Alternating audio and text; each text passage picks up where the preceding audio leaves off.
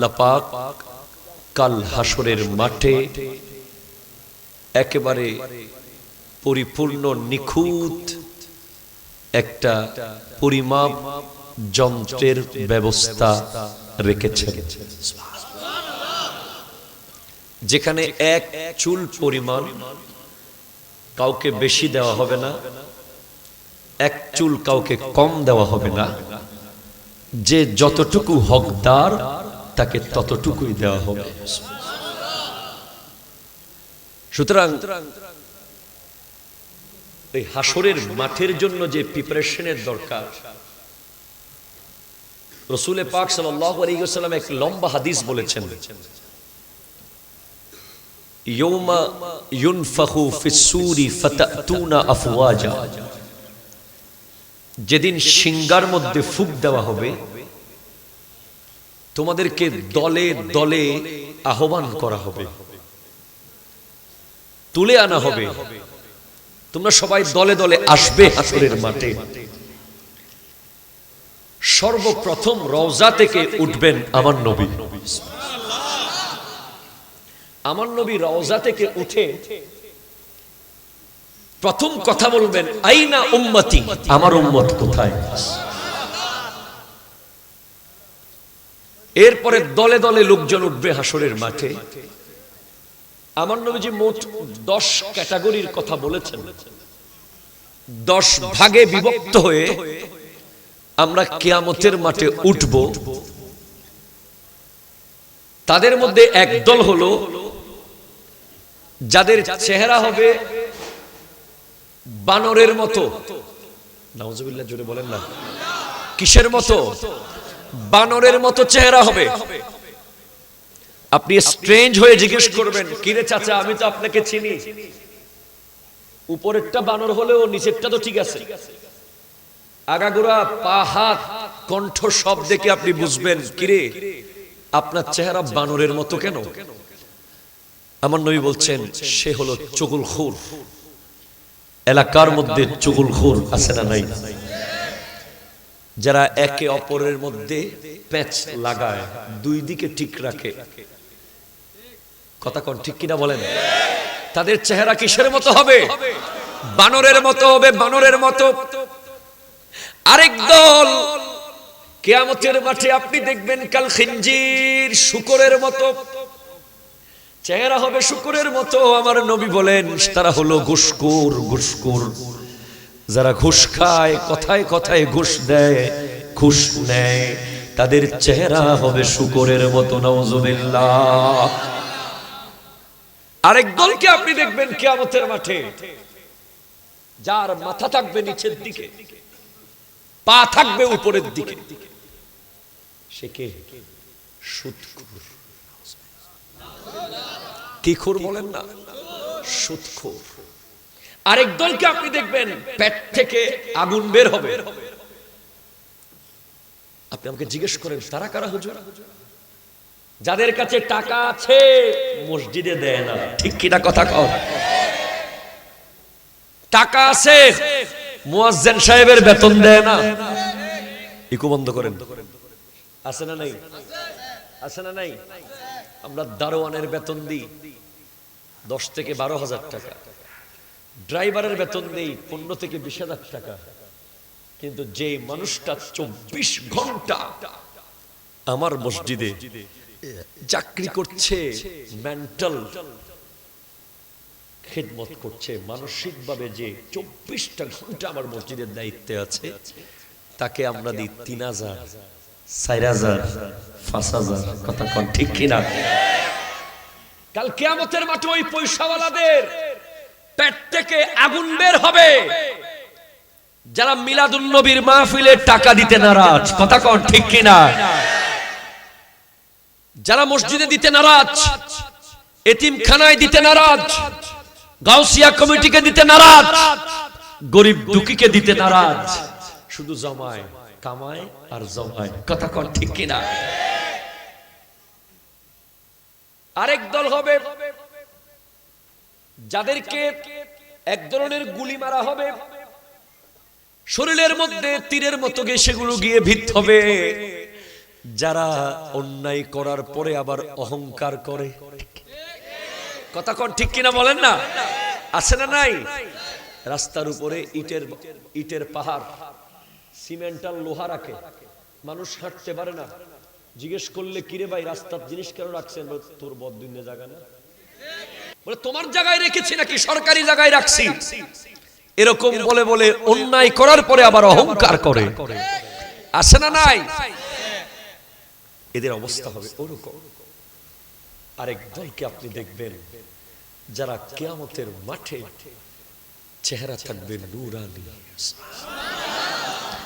যাদের চেহারার আলোতে গোটা হাসর আলোকিত হয়ে যাবে। তারা কারা?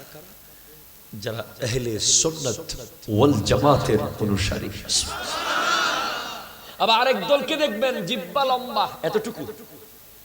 হুজুর জানে এগুলো কেন জানেন? ওই যে বিশাল বড় বড় বক্তা যারা কিস্তা কাহিনী বলে বলে ওয়াজ করে, আছে না নাই? আছে না নাই? ওয়াজের নামে রংডং নাটক সিনেমা করে, কথা কন। এই ধরনের বক্তাদের জিহ্বা হবে এত লম্বা, নাউযুবিল্লাহ মিন যালিক। আমার নবী বলেন ইউবাসু কুল্লু আবদিন আলা মা মাতা আলাইহি, কাল কিয়ামতের মাঠে প্রত্যেক বান্দা উঠবে যেইভাবে সে মারা যায়। তুমি যেই মুয়াজ্জিনকে 3000 টাকা দাও, সেই মুয়াজ্জিন কেমনে উঠবে? আমার নবী বলেন সে কবর থেকে উঠবে আযান দিতে দিতে। যেই ব্যক্তি সত্যিকারের হজ করে, মানুষকে দেখানোর জন্য হজ করে না, মানুষকে দেখানোর জন্য উমরা করে না, কেউ না জানে মতো মক্কা মদিনায় গিয়ে হজ উমরা করে আসে, সেই ব্যক্তি উঠবে যখন কবর থেকে, তার মুখের মধ্যে থাকবে লাব্বাইক আল্লাহুম্মা লাব্বাইক। আর যে ব্যক্তি আল্লাহর রাস্তায় শহীদ হয়ে মারা যায়, যেই ব্যক্তি শহীদ হয়ে মারা যায়, তার রক্ত মাংস শাহাদাতের চিহ্ন কাপড় চোপড় সব কিছু নিয়ে এসে আল্লাহর সামনে দাঁড়িয়ে যাবে। আরো জোরে। আর হাফেজে কোরআনকে আল্লাহ বলবেন তুমি তিলাওয়াত করতে থাকো আর জান্নাতের এক একটা ধাপে উঠতে থাকো।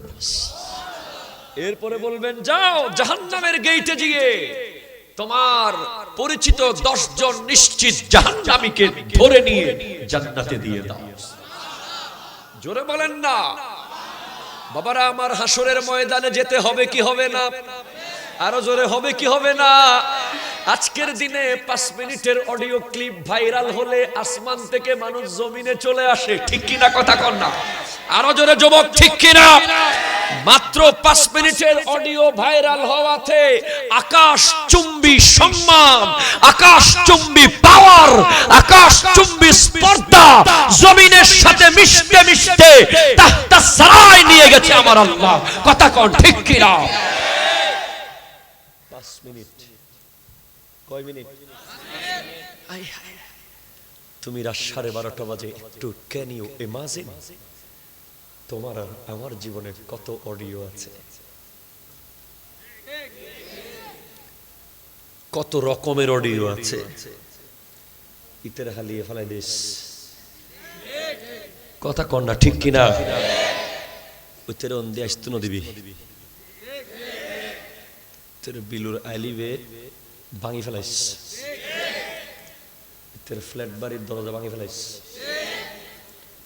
উত্তর ফুয়া বলে কি হয়ে গিয়ে বলে তোর হাই ফেলে বলি হইস, আছে না নাই? হাসার কথা না, কাঁদার কথা। জাস্ট কেঁদে কাঁদতে হবে আমাদের। দুনিয়াতে 5 মিনিটের অডিও ফাঁস হলেও 3 দিন পরে মাফ করে দিই আমরা। একটু করে ফেসবুকে লাইভে এসে সরি বললে আমরা ভুলে যাই। কিন্তু যুবক, কনসেন্ট্রেট ইউর মাইন্ড। কাল হাসরের মাঠে আল্লাহর কুদরতের স্ক্রিনে 1000 কোটি কোটি অডিও ফাঁস হবে, ঠিক কিনা? ভিডিও ফাঁস হবে। সব দেখানো হবে। তুমি কি খেয়েছো, কি দিয়েছো, কি বলেছো, কি নিয়েছো, কি চেয়েছো, কি দিয়েছো, কি ভেবেছো, সব দেখানো হবে। দেখানো হবে, ঠিক কিনা কথা বলেন না?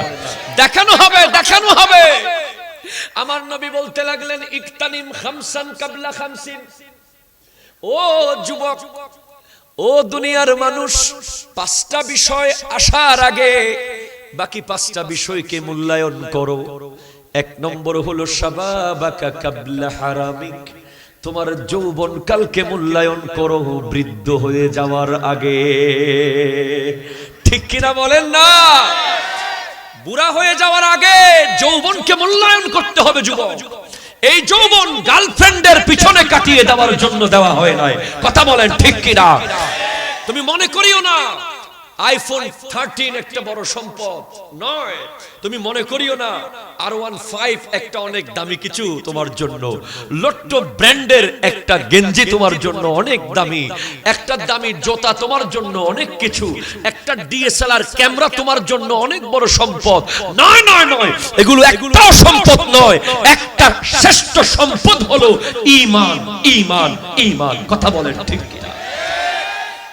এটার চেয়ে বড় সম্পদ আর হতে পারে? কথা কোন ঠিক কিনা বলেন? এখন সম্পদ যত বড়, আলমারিও তত মজবুত লাগবে কিনা? আপনার কাছে ডায়মন্ডের একটা নেকলেস যদি আপনার পরিবারের কাছে থাকে, আপনাকে আলমারিটাও সেরকম মজবুত বানাতে হবে। কথা বলেন ঠিক কিনা? আপনার কাছে যদি একটা BMW কার থাকে, আপনার গ্যারেজের দারোয়ানটাও ওরকম মজবুত হতে হবে। কথা কোন? কষ্ট হচ্ছে আপনাদের? সম্পদ যত দামি, সিকিউরিটি সিস্টেম তত মজবুত করতে হবে। জোরে বলেন না ঠিক কিনা? আমি আগেও বলেছি, এখনো বলছি, ঈমানের দৌলতের চেয়ে বড় সম্পদ আর হতে পারে? আর হতে পারে? এই সম্পদকে মজবুত ভাবে টিকিয়ে রাখতে হলে, এটাকে চোরের দখল থেকে, ডাকাত থেকে বাঁচাতে হলে, দুইটা সম্পদের, দুইটা আলমারির, দুইটা সিকিউরিটির, দুইটা চাবির, দুইটা দারোয়ানের বড় দরকার। একটা হলো কোরআন আর একটা হলো আহলে বাইত। জোরে বলেন সুবহান। একটা কোরআন আর একটা কি? আহলে বাইত। এই দুটাই আপনার ঈমানের সম্পদকে মজবুত ভাবে সিকিউরিটির ভিতরে রাখবে। জোরে কথা বলেন না ঠিক কিনা? এখানে আজকে আহলে বাইত রাসূল একটা দেখতেছি আমি। আজকের এই সংগঠনের নাম হচ্ছে আহলে বাইত রাসূল তরুণ যুব সংস্থা। বাহাউদ্দিন কাদরি কি বলেছে আমি জানি না। আহলে বাইত রাসূলের নামে যাদের সংগঠন, ওই সদস্যরা এক একটা ওলি আল্লাহ হয়ে যাওয়ার কথা। কথা কোন না ঠিক কিনা বলেন না? এক একজন যুগের শ্রেষ্ঠ আল্লাহওয়ালা বান্দা হয়ে যাওয়ার কথা। কারণ আহলে বাইত হচ্ছে ওই সিকিউরিটি সিস্টেমের নাম যাদের দামান হাতে থাকলে ঈমান চুরি হয় না। কথা কোন ঠিক কিনা? আরো জোরে বলেন ঠিক কিনা বলেন। শুধু তাই না, তুমি যদি বলো হুজুর কিয়ামতের মাঠে তো কেউ যাবে আদনে, কেউ যাবে খুলদে, কেউ যাবে নাঈমে, কেউ যাবে মাওয়াতে, কেউ দারুস সালামে, কেউ দারুল মাকামে, কেউ দারুল কারারে, আরেক দল যাবে জান্নাতুল ফিরদাউস। একটু জোরে বলেন না। আপনারা কোনটাতে যেতে চান বাবা? আরো জোরে, আরো জোরে। আমার দয়াল নবী বলেন, قال رسول الله صلى الله عليه وسلم من احب هذين واباهما وامهما كان معي في درجات يوم القيامه। যেই ব্যক্তি আমার হাসান ও হোসেনকে ভালোবাসবে এবং তাদের বাবাকে ভালোবাসবে, তাদের মা ফাতেমাকে যারা ভালোবাসবে, তারা কিয়ামতের মাঠে আমি নবীর সাথে থাকবে। সুবহানাল্লাহ বলেন না? যুবক, আপনাকে আসতে হবে আহলে বাইতের দামানে। যদি ঈমানটা মজবুত ভাবে রাখতে চান, আহলে বাইত ছাড়া ঈমান রক্ষা করা মুশকিল। ঠিক কি না? এটা আমার কথা নয়, নবীর কথা। নবীজি বলেছেন, তারাকতু ফীকুমুস সাকালাইন লান তাদিল্লু মা ইন তামাসসাকতুম বিহিমা কিতাবাল্লাহি ওয়া ইতরাতি আহলু বাইতি। আমি দুইটা মজবুত জিনিস রেখে যাই, এই দুইটাকে মজবুত করে ধরিও, একটার থেকে একটা যেন বিচ্ছিন্ন না হয়, হাউজে কাউসার পর্যন্ত। আরো জোরে, কোনখান পর্যন্ত? হাউজে কাউসার পর্যন্ত। এই দুটা একসাথে রাখিও, একটা হলো আল্লাহর কোরআন আর একটা হলো আমি নবীর পরিবার। জোরে বলেন না। যুবক ভাইয়েরা আমার, আহলে বাইতের সদস্য, নবীজির আওলাদ, নবীজির বংশধর, ওনাদের যৌবনকাল কেমন ছিল একটু করে খেয়াল করুন। আমার নবীর আওলাদ ইমাম যাইনুল আবেদিন রাদিয়াল্লাহু তাআলা আনহু, যিনি কারবালার ময়দান থেকে লাস্ট ওয়ান, শেষ একজন বেঁচে ছিলেন, যার মাধ্যমে আজ গোটা পৃথিবীতে নবীজির আওলাদ আছে। তিনি কেমন ছিলেন? আমরাও যুবক, ওনারাও যুবক ছিলেন। ইমাম যাইনুল আবেদিন রাদিয়াল্লাহু তাআলা আনহু আসল নাম হলো আলী আওসাত। আলী আওসাত। ওনার বড় ভাইয়ের নাম হলো আলী আকবর, ছোট ভাইয়ের নাম আলী আসগর। সুবহানাল্লাহ বলেন না। এই যুবক ছোট্ট যাইনুল আবেদিন, ছোট্ট আলী আওসাত, উনি এমন বেশি আল্লাহওয়ালা ছিলেন, এত বেশি ইবাদত করতেন, ওনার লকব হয়ে গেছে যাইনুল আবেদিন। ইবাদতকারী নয়, বরং ইবাদতকারীদের সৌন্দর্য। আরো জোরে বলেন না। ইবাদতকারীদের মুকুট হলো ওনার লকব। এরপরে আরেকটা লকব উনি পেলেন সাইয়্যিদুস সাজিদিন, সমস্ত সিজদাকারীদের সৈয়দ। এরপরে আরেকটা লকব তিনি পেলেন সাজ্জাদ। সাজ্জাদ মানে সবচেয়ে দীর্ঘ সিজদাকারী। উনি যখন সিজদা করতেন, এক সিজদায় ফজর হয়ে যেত। ওনার সিজদা এত এত লম্বা ছিল, ওনার লকব হয়ে গেছে সাজ্জাদ। তো ওনার যখন এই শান, আমরা তো সত্যিকারের আওলাদে রাসূল বর্তমানে চেনাও মুশকিল। বর্তমানে কথা কন না, ঠিক কিনা বলেন না। ঘরে ঘরে আওলাদ রাসূল এখন 2020 সালের সৈয়দ, 21 সালের সৈয়দ, সৈয়দ একটা লাগাই দে। কথা কন, ঠিক কিনা বলেন না। সজরার কিছু আছে কিনা আল্লাহই ভালো জানে। আলহামদুলিল্লাহ, আমরা যেই দরবারের গোলামি করি, শাইনশাহ সিরিকুট আল্লামা সিরিকুটি রাদিয়াল্লাহু তাআলা আন রাহমাতুল্লাহি আলাইহি, ওনাদের সিলসিলা হলো একেবারে পিওর আওলাদ। কথা কোন ঠিক কিনা বলেন না। হাত তুলে বলেন ঠিক কিনা বলেন।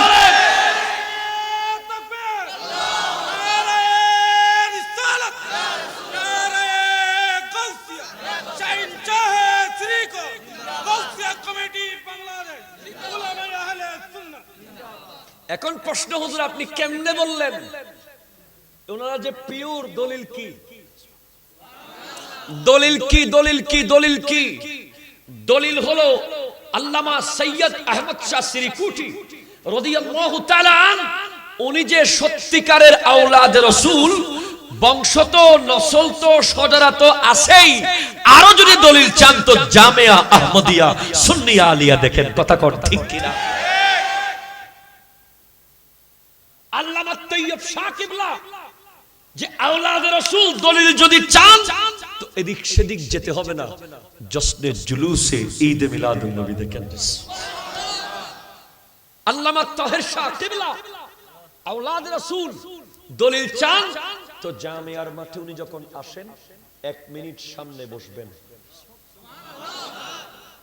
3 ঘন্টায় আমরা ওয়াজ করার পরে একটা যুবককে নামাজি বানাতে কত কষ্ট হয়।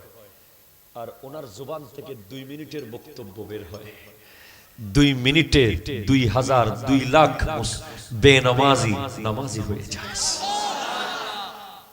পীর বাঙ্গাল আল্লামা সাবের শাহ কিবলা উনি যে আওলাদ রাসূল, তার প্রমাণ কি? তার প্রমাণ হলো দাওয়াতুল খায়ের। এবার আপনি আমাকে আরো জিজ্ঞেস করুন, আরো প্রমাণ বলেন আওলাদ রাসূলের। আওলাদ রাসূলের আরেকটা প্রমাণ হলো, ওনারা যেখানে যাবেন সেখানে without publicity, without banner, without poster, without handbill জনসমুদ্র হয়ে যাবে। এটা ওনাদের জ্বলন্ত প্রমাণ। আমি একটা ঘটনা বলি, বড় মজার ঘটনা। উমাইয়া খলিফা ওয়ালিদ ইবনে আব্দুল মালিক এর আমলে তার ভাই হিশাম ইবনে আব্দুল মালিক গেছেন হজ করতে। কোথায় গেছেন? হজ করতে যখন গেছেন, ওখানে উনি হাজরে আসওয়াদ চুমু দেবেন, কিন্তু কোনো মতেই ওনারে কেউ সুযোগ, কেউ ওনাকে যেতে দেয়। সবাই যার যার মতো চুমু দিচ্ছে। উনি কি খলিফার ভাই, রাজা না বাদশাহ না মন্ত্রী, কেউ দেখছে। কিন্তু শেষ পর্যন্ত উনি একটা চেয়ার নিয়ে বহু দূরে গিয়ে বসে আছেন, আশেপাশে সৈন্য সামন্ত দাঁড়িয়ে আছে।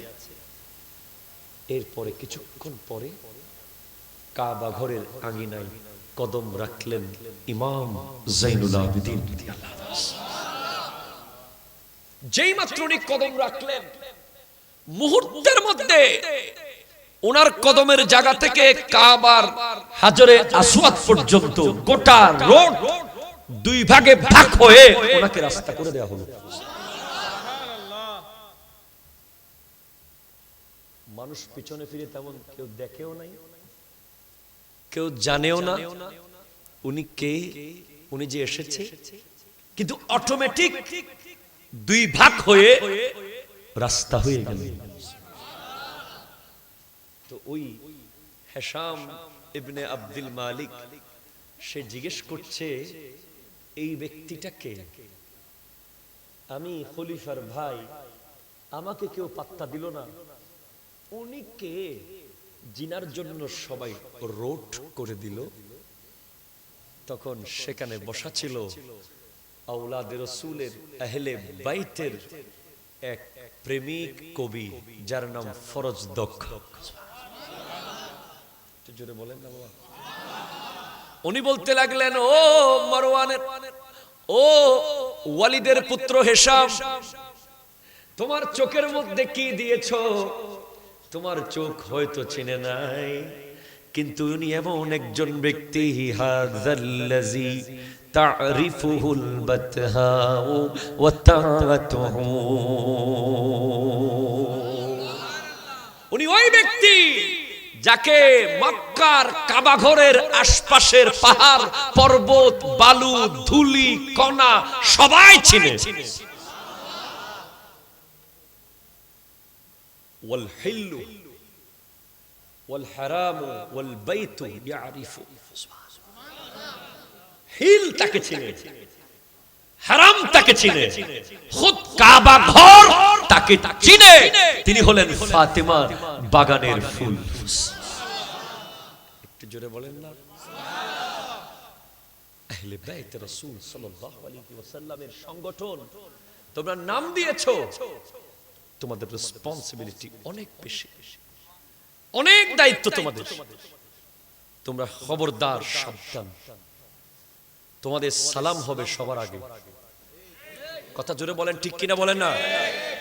তোমরা মসজিদে থাকবে সবার সামনের কাতারে। তোমাদের চলা হতে হবে ইমাম হাসানে পাকের মতো, তোমাদের কথা হতে হবে ইমাম হোসাইন পাকের মতো। তোমাদের ওঠা বসা দেখে মানুষ বুঝতে হবে এদের পেছনে কোনো একটা কিছু আছে, না হলে এটা এমন কেন? আমার নবী বলেছেন, শাবাবাকা ক্বাবলা হারামিক, বৃদ্ধ হয়ে যাওয়ার আগে যৌবনকে মূল্যায়ন করো। এরপরে বলেছেন, ওয়াসিহহাতাকা ক্বাবলা সাকামিক, অসুস্থ হয়ে যাওয়ার আগে সুস্থতাকে মূল্যায়ন করো। এরপরে বলেছেন, ওয়াফারাগাকা ক্বাবলা শুগলিক, বেকার থাকা অবস্থায় সময়কে মূল্যায়ন করো ব্যস্ত হয়ে যাওয়ার আগে। ও হায়াতাকা ক্বাবলা মাউতিক, মৃত্যু আসার আগে হায়াতকে মূল্যায়ন করো। ওয়া গিনাআকা ক্বাবলা ফাকরিক, ফকির হয়ে যাওয়ার আগে সম্পদ আল্লাহর রাস্তায় দিয়ে দাও। এটা দরুদ শরীফ পড়ুন, আল্লাহুম্মা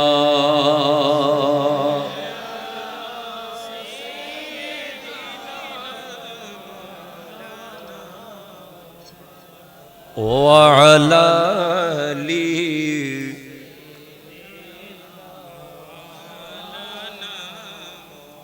तेरी नस्ले पाक में है बच्चा बच्चा नूर का, तू ही आईने नूर तेरा सब घराना नूर का। अल्लाहुम्मा सल्ले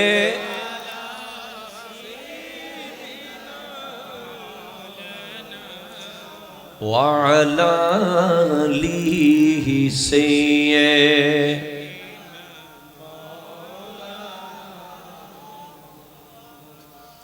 তাহলে যেখানটায় ছিলাম, দাড়ি পাল্লার মধ্যে আপনাকে পরিপূর্ণভাবে ওজন করা হবে আপনার আমলনামা, ঠিক কিনা কথা কোন? এক চুল স্বজন প্রীতি হবে না, এক চুল টেলিফোন করে টাকা দিয়ে এইখানে যেভাবে আমরা নিজেরটাকে বাড়াই পরেরটাকে কমাই, কিয়ামতের মাঠে সেই সুযোগ, কথা বলেন সেই সুযোগ। এরপরে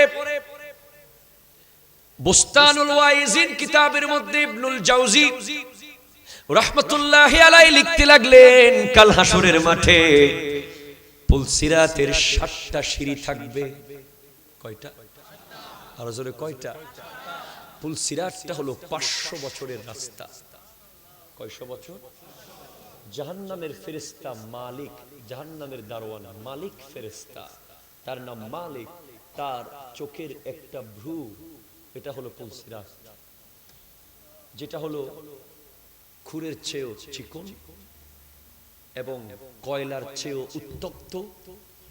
ওটার প্রত্যেকটা আংটায় আংটায় একজন একজন ফেরেশতা দাঁড়িয়ে আছে, যেই ফেরেশতারা ওই পুলসিরাতে যাওয়ার সময় গুনাহগারদেরকে ধাক্কা মেরে নিচে ফেলে দেবে। ওই ফেরেশতারা এত বড়, আকাশের তারার সমান সমান ওই ফেরেশতা থাকবে সেখানে, এবং ওই পুলসিরাত হবে গুটগুটে অন্ধকার, ওটা জাহান্নামের উপরে। আর ওই পুলসিরাতে দুনিয়াবি কোনো টর্চ লাইট নাই, চার্জ লাইট নাই, জেনারেটর নাই, লাইট নাই, ওখানে জ্বলবে নামাজ। একটু জোরে বলেন না সুবহানাল্লাহ। ওখানে জ্বলবে আল্লাহর কোরআনের তিলাওয়াত, জ্বলতে থাকবে লাইটের মতো। ওখানে তোমাকে আলো দেবে, আল্লাহর রাস্তায় যে দান সদকা করেছো ওখানে লাইট হয়ে যাবে। যেসব কাজ আল্লাহ রব্বুল আলামিন করতে বলেছেন ওই কাজগুলো পুলসিরাতের উপরে লাইট হয়ে যাবে। কিন্তু ওই নিশ্চিত করতে হবে 7টা সিঁড়ির কথা বলা আছে, 7টা সিঁড়ি।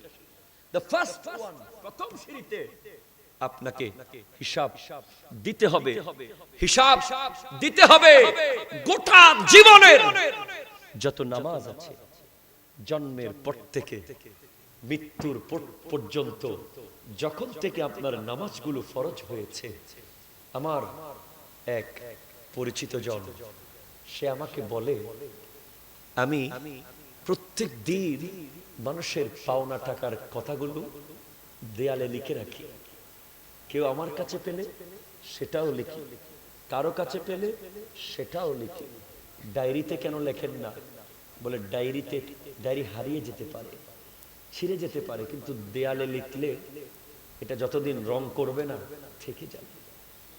তো আমি জিজ্ঞেস করলাম, আমরা টাকা পেলে সেগুলো হয়তো ফেরত দিয়ে মরার আগে বাঁচার সুযোগ আছে। কেউ জায়গা পেলে হয়তো ফেরত দিতে পারবো, কেউ কিছু পেলে ফেরত দিতে পারবো হয়তো, যদি সৎ ইচ্ছা থাকে, ঠিক কিনা বলেন না? কিন্তু প্রত্যেক দিন যে হাজার হাজার ওয়াক্ত নামাজ কোথায় লিখছি আমরা, প্রত্যেক বছর যে হাজার হাজার ওয়াক্ত নামাজ, শত শত সিজদা, আজকে সারাদিন আপনি কয় ওয়াক্ত নামাজের কথা দেওয়ালে লিখে রেখেছেন যে এই ওয়াক্তটা চলে গেছে এই কারণে কালকে পড়ায় দিতে হবে, এই ওয়াক্তটা চলে গেছে এই কারণে। প্রতিদিন কোটি কোটি গীবত, কয়টা আমরা লিখেছি এবং কার গীবত করেছি তার নামটা কি আমরা এখনো লিখেছি? কোনদিন লিখেছি? প্রতিদিন কত মিথ্যা কথা, কেমনে হিসাব দেব বলেন?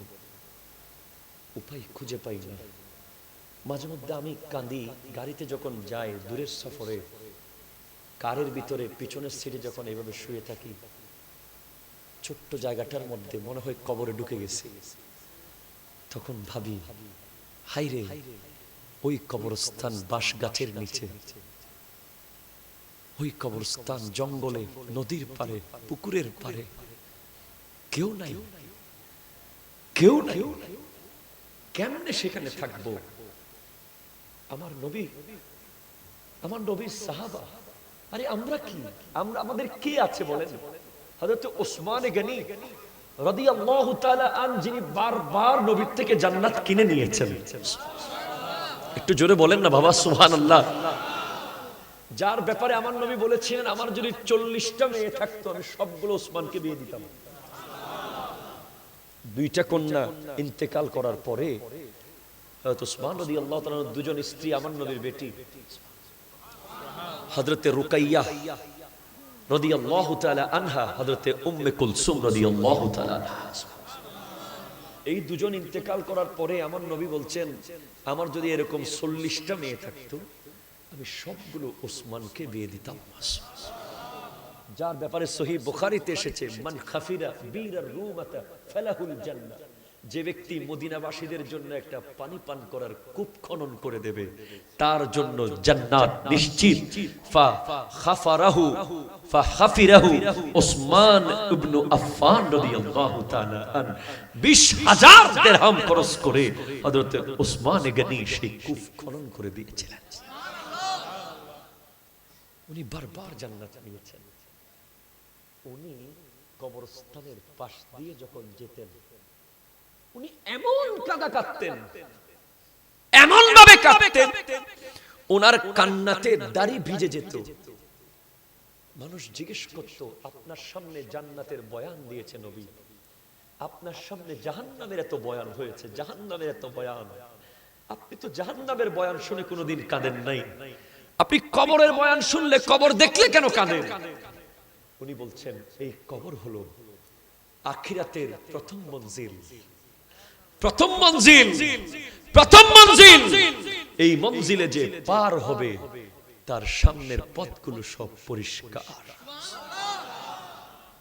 এই মঞ্জিলের মধ্যে যে ফেল করে ফেলবে, ও আমার যুবক ভাই খেয়াল করুন, কবরে দেওয়ার সাথে সাথে কবরের জবান খুলে যাবে।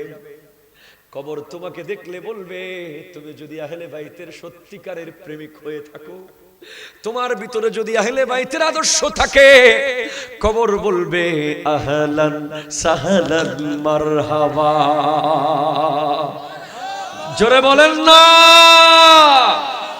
কবর তোমাকে স্বাগতম জানাবে, স্বাগতম। এরপরে বলবে, আমার বুকের উপরে যারা হেঁটেছিল তার মধ্যে তুমি সবচেয়ে উত্তম ছিলে। তুমি যদি সুদী হও, তুমি যদি ঘুষখোর হও, তুমি যদি বেনামাজি হও, তুমি যদি গীবতকারী হও, তুমি যদি মিথ্যুক হও, তুমি যদি মাদক আসক্ত হও, তুমি যদি জিনা ব্যভিচারকারী হও, কবরে যাওয়ার সাথে সাথে তুমি দেখবে, বিজ্ঞানীরা বের করেছে গবেষণা করে, 3 দিনের ভিতরে পেটের ভিতরে এক প্রকার পোকা তৈরি হয়।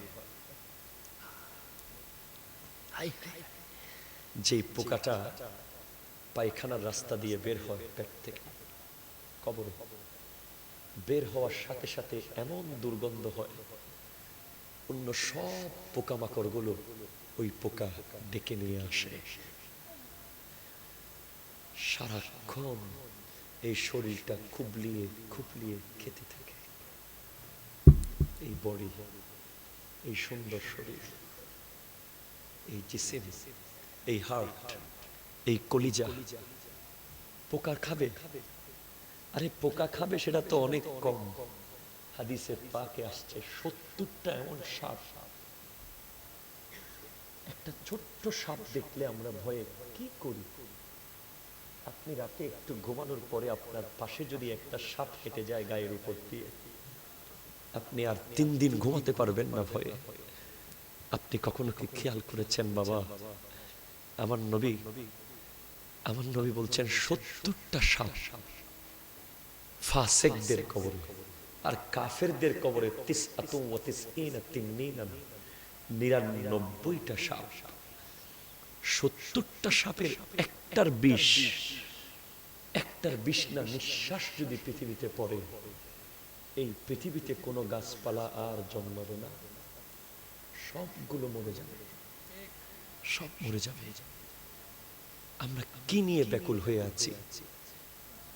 আমরা কি দেখি নাই কানাডার বিমানবন্দর বন্ধ হয়ে গেছে, দুবাই বিমানবন্দর বন্ধ হয়ে গেছে, দেশের সবাই ধিক্কার দিচ্ছে, কিন্তু আমরা জানি একজনের দরজা সব সময় খোলা। জোরে কথা বলেন না ঠিক কিনা? আমার আল্লাহ বলতে লাগলেন, ইয়া ইবনা আদম লাউ বালাগাত যুনুবাকা ইনানাস সামাই ফাস্তাগফারতানি ফাগফারতু লাকা। ও আদম সন্তান, তোমাদেরকে আযাব দিতে আমি চাই না। তোমাদের একটা মা নয়, 70টা মায়ের সমান তোমাদেরকে আমি ভালোবাসি। 70,000 মায়ের সমান আল্লাহর ভালোবাসা। আল্লাহ বলছেন, তোমাদের গুনাহ যদি আকাশের মেঘমালা পরিমাণও হয়ে যায়, তুমি আমার কাছে তওবা করো, আমি আল্লাহ তোমাকে মাফ করে দেব। হযরতে ওমর ফারুক আযম রাদিয়াল্লাহু তাআলাকে জিজ্ঞেস করা হয়েছিল, হুজুর তওবা কি, তওবা কেমন? তিনি বললেন, তওবা হলো, তিনি উদাহরণ দিয়েছেন, গরুর দুধের বাট থেকে দুধ যখন দহন করে ফেলা হয়, আছে না নাই? গাভীর দুধ দহন করে ফেললে ওই দুধ কি আর ভিতরে ঢুকানো যাবে? ওটাই হলো তওবা। গুনাহ থেকে তুমি এমন ভাবে আসবে, গোটা দুনিয়ার সবাই মিলে চেষ্টা করলেও তোমাকে ওই গুনার দিকে আর যদি নিতে না পারে, তাহলেই সেটা তওবা। হযরতে মাওলা আলীর কাছে জিজ্ঞেস করা হয়েছিল, হুজুর গুনাহগাররা কি রহমত পায়? তখন তিনি একটা বাটি আনলেন। ভাই কষ্ট হচ্ছে মনে হয় আপনাদের। হারা গুম্বদ जो देखोगे ए हरा गुम्बद जो देखोगे ज़माना भूल जाओगे, अगर तौबा को जाओगे तो आना भूल जाओगे। ना इतराओ ज़ियादा चाँद तारो अपनी रंगत पर, मेरे आका को देखोगे चमकना भूल जाओगे। मेरे चमकना भूल जाओगे, मेरे आका को देखोगे चमकना भूल जाओगे। हदीसे मुस्तफा पर तुम जो हो जाओ अमल पैरा। सुभान अल्लाह, जोरे बोलें ना। हदीसे मुस्तफा पर तुम जो हो जाओ अमल पैरा, कसम रब की कभी माँ को सताना भूल जाओगे, कसम रब की कभी माँ को सताना भूल जाओगे। हरा गुम ज़माना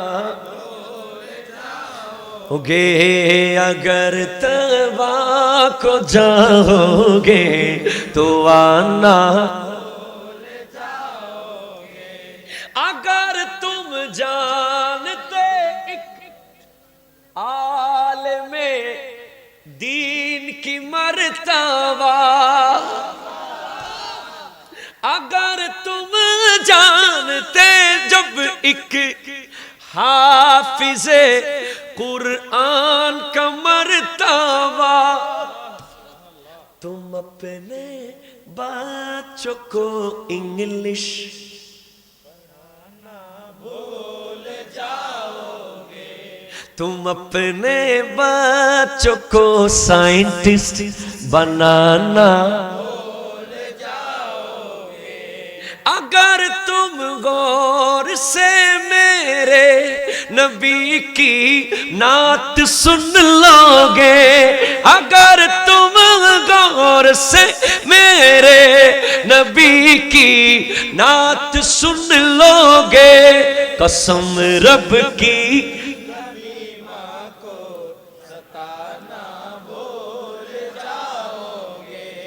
मेरा दावा कि तुम गाना बजाना भूल जाओगे। सुभान अल्लाह बोलें ना। তুমি যদি শুধু একবার নবীজির নাত মুস্তাফায় মগ্ন হয়ে যাও, আমার বিশ্বাস তোমার মোবাইল সকল গান ডিলিট করে দেবে। ঠিক কিনা বলেন না?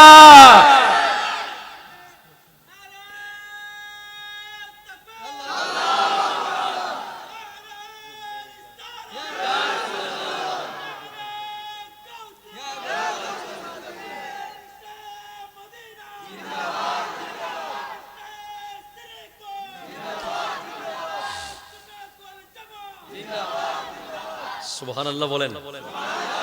মদিনা যাবেন? কই হাত কই? আল্লাহু আকবার, সুবহানাল্লাহ। আর একটা তাকবীর হয়ে যাক, সুবহানাল্লাহ বলেন না।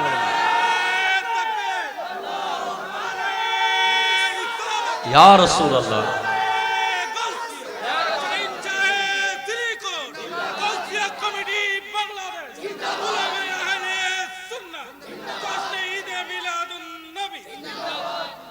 শায়ের বলছে, সওয়ারি ছুটেছে যখন আগে তার পৌঁছেছে এই মন,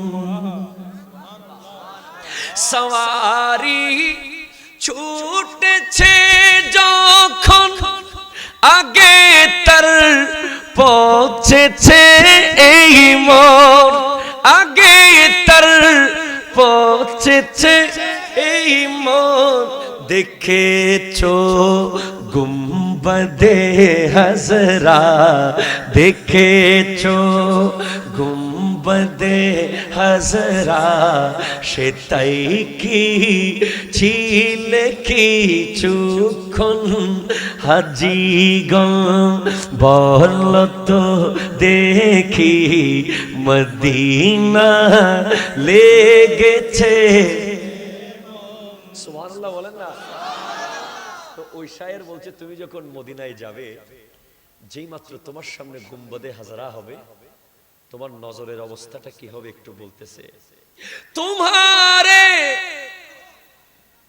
सामने होगा कभी जब गुंबदे हजरा। আরো জোরে বলেন না ভাই। প্রতিদিন তো আর গাইতে আসবো না, একদিন গাইতেছি। तुम्हारे सामने जाऊंगा कभी जब गुंबदे हजरा नजर जम जाएगी उस पर हटाना भूल जाओगे नजर जब जाएगी उस पर हटाना भूल जाओगे हरा गुंबद जो देखोगे जमाना সুবহানাল্লাহ বলেন না বিরক্ত হয়ে যাচ্ছেন মনে হয়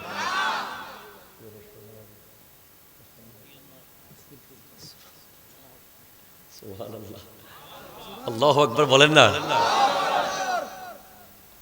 তোমরা বলতেছো সময় নাই তো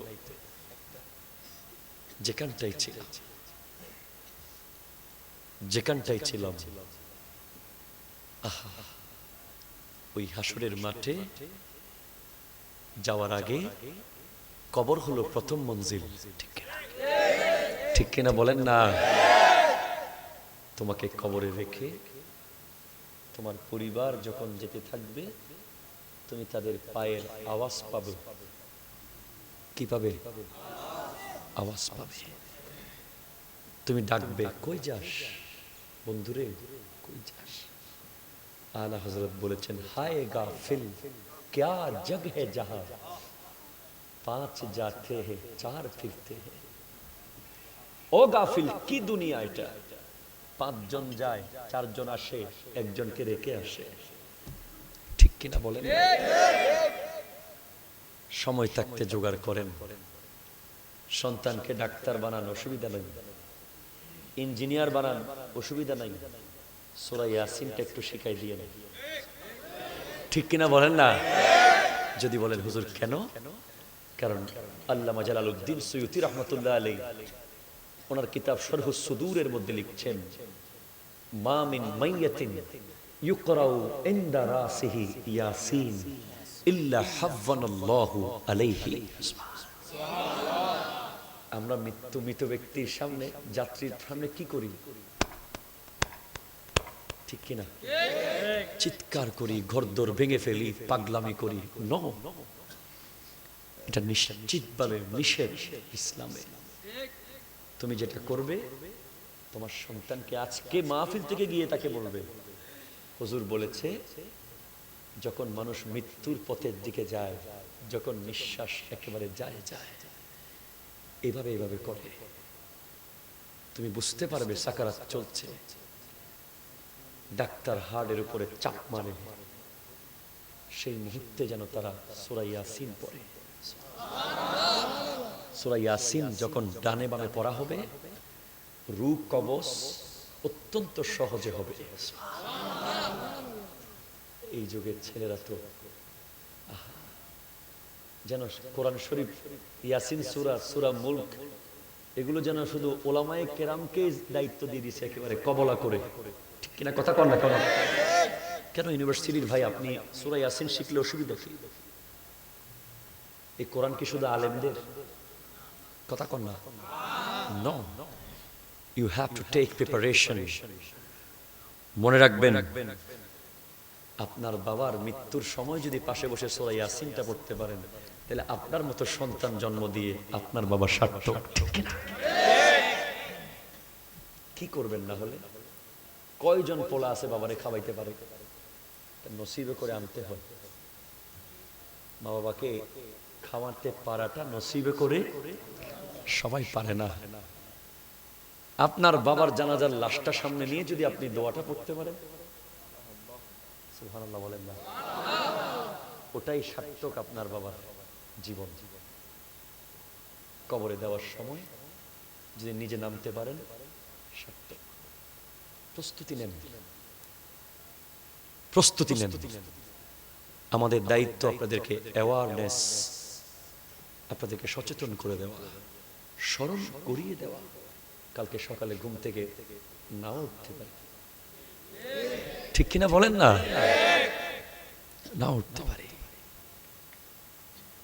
যদি উঠি সেটা বোনাস উঠলে সেটা কি বোনাস প্রতি মুহূর্তে প্রতিদিন 20 বার মৃত্যুর কথা যে স্মরণ করবে, কাল হাসরের মাঠে সে শহীদদের সাথে থাকবে। প্রথম পুলে নামাজের হিসাব, কথা কোন ঠিক কিনা? নামাজের টোটাল হিসাব যদি দিতে পেরেছেন, দেন সেকেন্ড পুলে যাওয়ার সুযোগ, নাহলে ওখান থেকে ফি নারে জাহান্নাম খালিদিনা ফিহা আবাদা ফেলে দেবে, পড়ে যাবেন। সেকেন্ড পুলে যাওয়ার সাথে আমানত আমানত আমানত, কথা কোন ঠিক কিনা? আমানত আছে না নাই? এই আমার সাউন্ড সিস্টেম ওলা ভাই যে এখন সাউন্ড চালাচ্ছে, ওনার মালিকের পক্ষ থেকে এটা ওনার কাছে আমানত, ঠিক কিনা বলেন না? আমার এই ভাই যে ক্যামেরা চালাচ্ছে, এটা ওনার প্রতি আমানত। আপনারা যে আমাকে মাইক দিয়েছেন বক্তব্য দেওয়ার জন্য, এটাও আমার আমানত, ঠিক কিনা কথা বলেন না? খতিব সাহেবকে মসজিদের দায়িত্ব দিয়েছেন, সেটা আমানত। আপনাকে ঘরের দারোয়ান রাখা হয়েছে, আমানত। এবার আপনি বলতেছেন আমার থেকে কিছু নাই, আমি বেঁচে গেছি।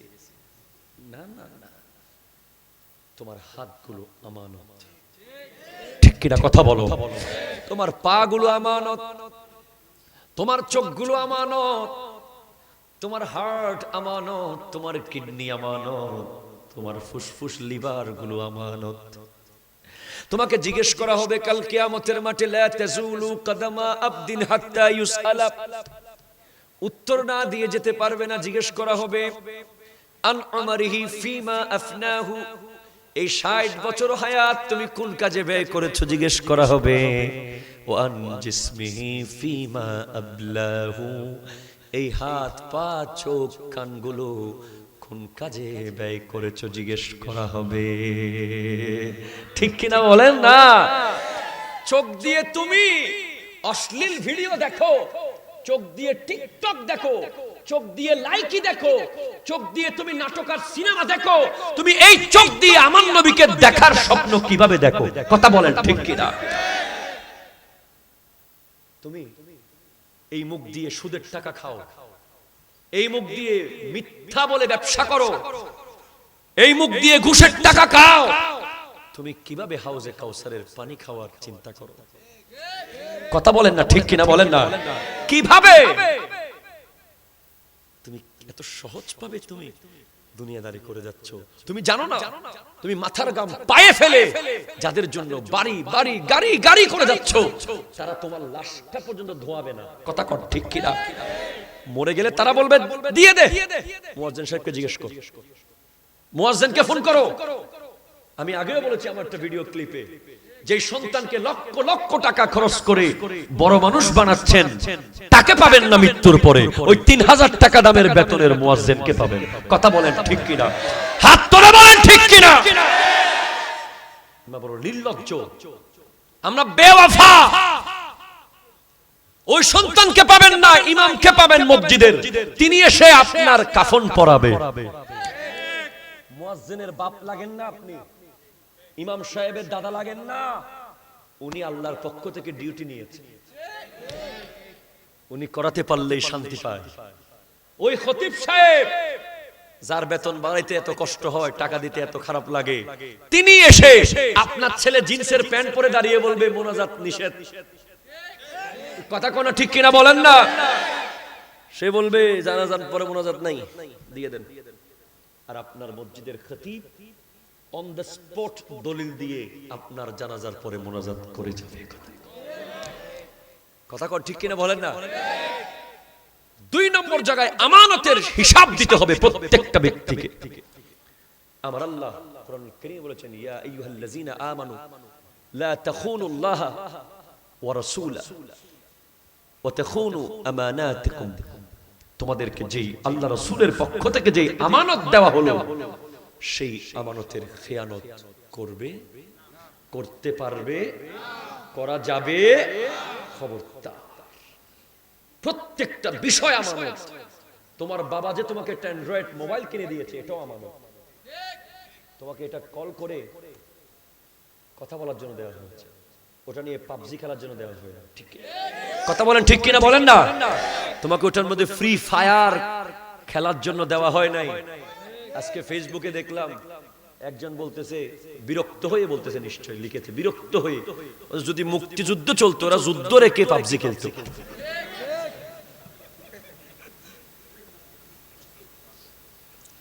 কতটুকু বিরক্ত হলে পরিবারের মানুষ এই কথা বলে? যদি মুক্তিযুদ্ধ চলতো, দেশের বিরুদ্ধে যদি কোনো দেশ রাষ্ট্র হামলা করে, ওরা ওটার থেকে না বেঁচে পাবজি নিয়ে থাকবে। কি হাই হাই হাই হাই আফসোস, হাই আফসোস, হাই আফসোস।